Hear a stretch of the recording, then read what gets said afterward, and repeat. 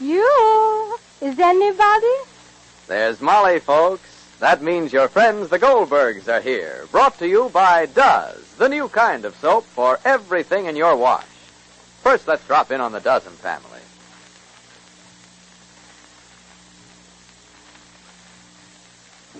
Uh-oh. Ma and Pa Dozen just arrived home from a party. Gosh, Pa's kind of annoyed. Why'd you keep me waiting, Ma? I told you I wanted to go home. But you and that Mrs. Blodgett kept talking a mile a minute.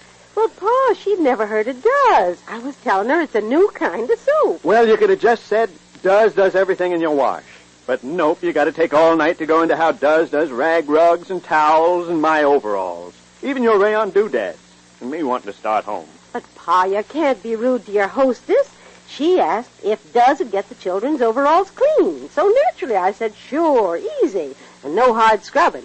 Why, you don't need a bar soap anymore, I says, 'cause Does gets dirt out all by itself. And me waiting and waiting. For land's sakes, Pa, it only took a minute to tell Mrs. Blodgett how snowy white Does get her towels. No soap gets them wetter, I says. Then I look around for you and you're gone. Just out in the kitchen with Mr. Blodgett. To wait. Well, I couldn't leave without telling her Does is safer for the nice color she washes, like her pretty rayon slips. And was she surprised, Pa, to hear Does helps colors stay bright longer. And then, Pa Dozen, I discover you playing pinochle with Mr. Blodgett. Yes, Ma. And then I had to wait a half hour for you.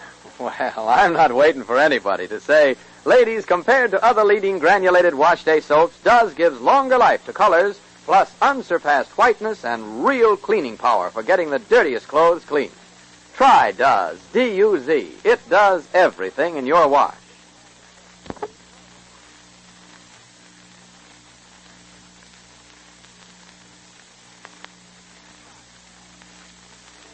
And now, the Goldbergs. Molly is at the doctor's. Not for herself, but for Anne Franklin. This is a curious visit, since the doctor Molly is seeing isn't old Dr. Cater, the village physician, but his son, the junior, as Molly calls him, who, before going to the Army, was a brilliant New York psychiatrist.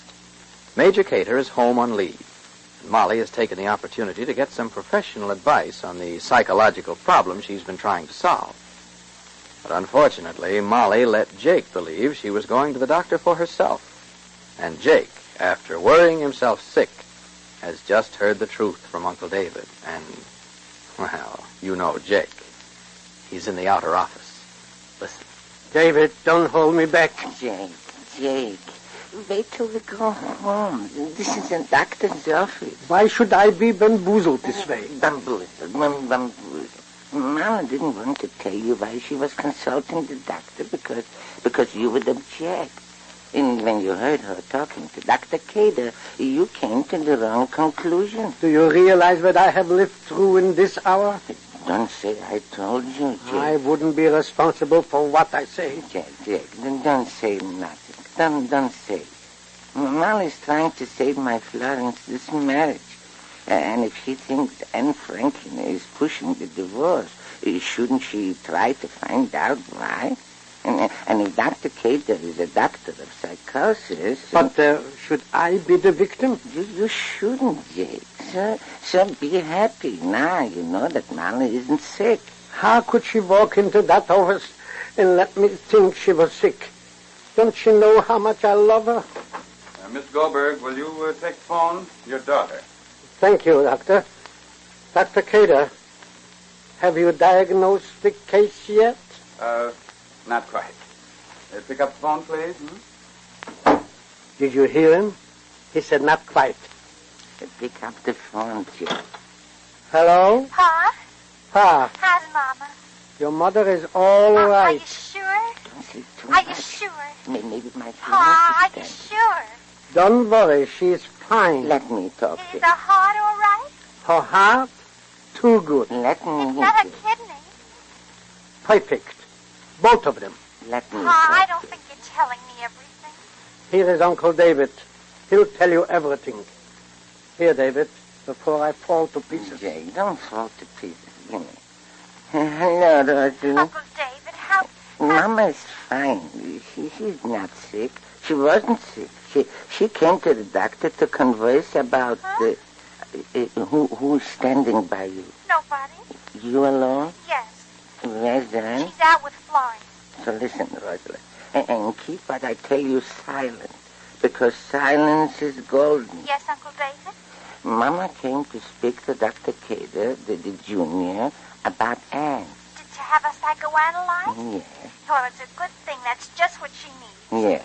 Anybody that could be trying to break up a marriage and pretend to be a friend, well, then there must be something wrong. It's all right. That's what my Mama is here. Well, then let Mama tell him everything. She will. How she lied, and how she came here and Everything. pretended to be trying to get in touch with Eugene, and all the while she knew that Eugene was away someplace. And how she told Mama that you as a child wasn't well.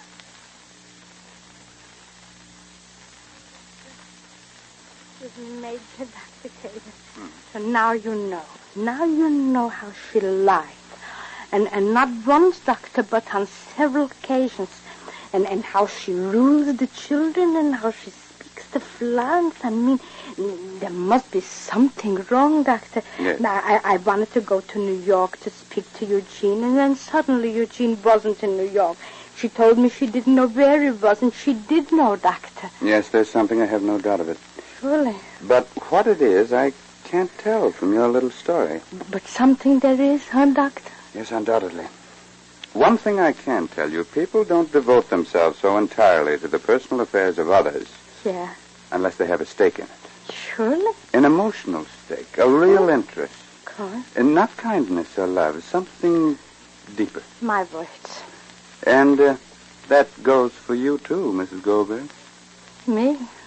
I'm sick. No, let's say tender-hearted. Tender-hearted. Well, couldn't Anne, I mean, also... No, what you tell me suggests something harsher than good nature. But I'd have to see this Miss Franklin and talk with her. Dr. Cater, thank you very much for your interest. I know No, you're a not busy at all. man now, and thank you. But, Doctor, will you call Mr. Goldberg now and tell him that I'm not sick, because he must be beside himself. He came to the wrong conclusion when I called you, and if you'll please tell him, yes? Yes, please, I'll speak Doctor, to him. Please. Mr. Goldberg, Yes? come in, please. And Uncle David, too, Mr. Romaine. Yes. Mr. Romaine, please. Yes, Doctor. Well, Doctor? Come in. Well, Doctor? What's my wife's diagnosis? Enlarged heart? Enlarged heart. Hallucinations? No. No, I don't think so now. Molly, I had to say. Jake. It wasn't nice, Molly. Mr. Goldberg, sit down. Mr. Romaine? Yes, thank you. When you don't love a woman, you don't care. Jake. You will have to excuse Mrs. Goldberg, Mr. Goldberg. After all, it's partly your fault. For what? Well, she didn't want you to believe that she was ill. You jumped to the conclusion. Yeah, you jumped to conclusions. If you had known she was coming here to see me about Miss Franklin. I would have put my foot down. Precisely. Precisely. Mr. Goldberg, for a man who's been in love with one woman for so long, you ought to be more understanding. Mrs. Goldberg is right, and was right to come here, whether I can help her or not. You don't let people sink if you can help them to swim. I want him to swim, Jake. And so far as not telling you the truth and letting you worry, you invented that yourself.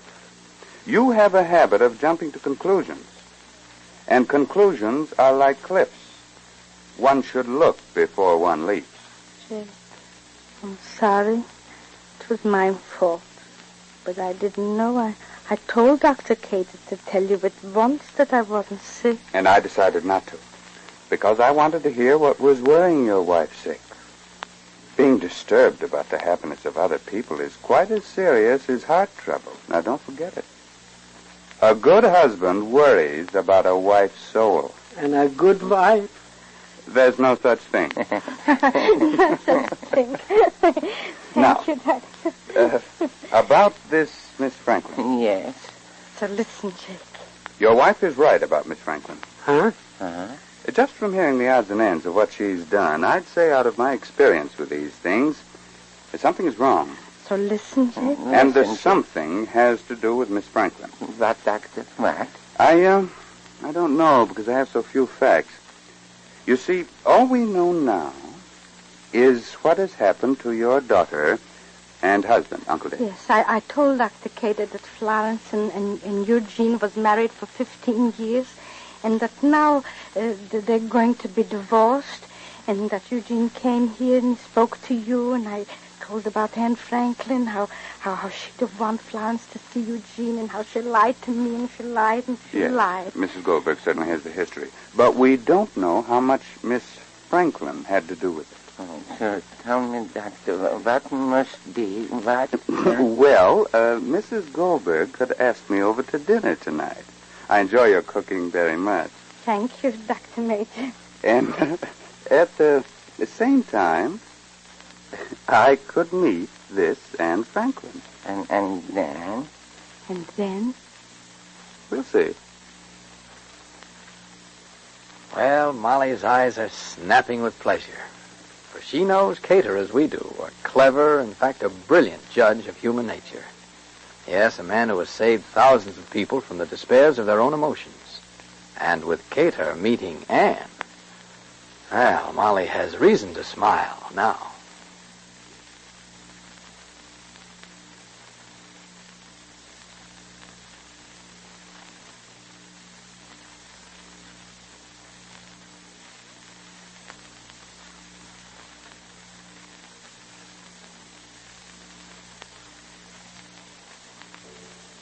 You know, I'd like to go Napoleon one better.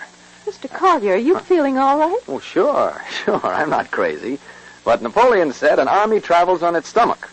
Well, I'd like to go him one better. I'd say the future of our country, maybe the future of a whole world, depends on food. How do you mean?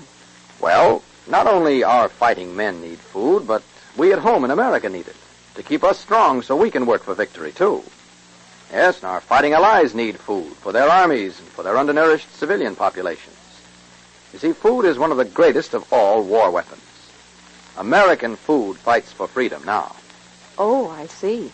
So it's our job at home to produce as much food as we can, to conserve food by avoiding waste, eating the right foods, to share food through rationing with our armies and navies and with our allies, and to play square with food by following the government's rationing and price rules. That's how we can fight for freedom, by making our food fight for freedom. Be sure to listen to the next episode of The Goldbergs, written for you by Gertrude Berg.